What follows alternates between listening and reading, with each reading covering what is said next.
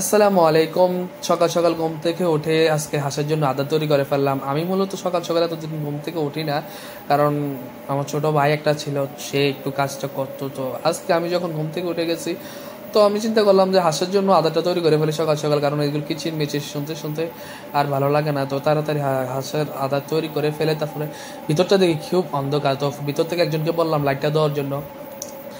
তো আলহামদুলিল্লাহ এখানে কপার যে শেষ, তো ভিতরে ঢুকে দেখি আরেক অবস্থা, যে পুরা পানি পরে একবারে চুষে একবারে মিশে গেছে। এরপরে দেখি হাঁসেরও কিছু ময়লা ছিল, মানে পায়খানা ছিল, তো এগুলো একবার মিশে একবার হজরবল হয়ে গেছিল।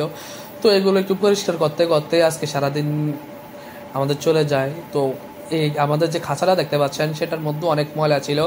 তো প্রথমে ভাবছিলাম যে বাইরে নিয়ে পরিষ্কার করব, কিন্তু না, পরে দেখলাম এটা একটু বেশি পরিশ্রম হয়ে যাবে, তাই ভিতরে রেখে একটু হালকা পাতলা ধোয়া দিয়ে দিছি। তো এখানে দেখতে পাচ্ছেন যে পুরো জায়গায় নিয়ে পায়খানা পরে আছে, একবার তুষের সাথে মিশে গেছে। তো এগুলো একটু পরিষ্কার করে নিলাম একবারে।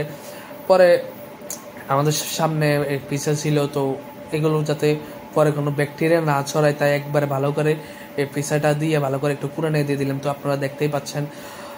তো এখানে পুরো স্তব্ধ হওয়ার পরে বাইরের থেকে একজনকে বলার পরে ওরা আনে তারপরে এগুলো একটু উঠাই, তারপরে এগুলো একসাথে করে ওরার মধ্যে উঠিয়ে তো বাইরে ফেলতে, মানে বাইরে নিয়ে ফেলে দেবো। তো আপনারা জানেন আমি সবসময় ওইখানে নিয়ে এগুলো ফেলে দিয়ে আসি, কারণ ওইখানে একটা সার জন্মাবে।